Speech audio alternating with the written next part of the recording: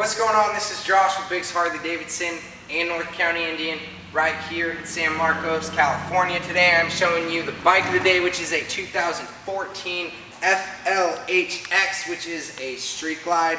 You have LED lights, custom grips, custom bars, docking hardware, nice seat. I think it's Lapera, I'm not sure.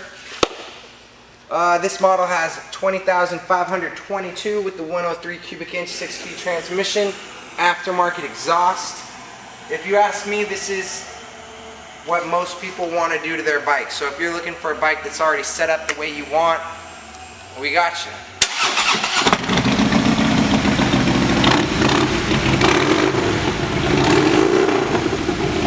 The camera does not do that sound justice. This thing sounds like a tiger roaring loudly in the night.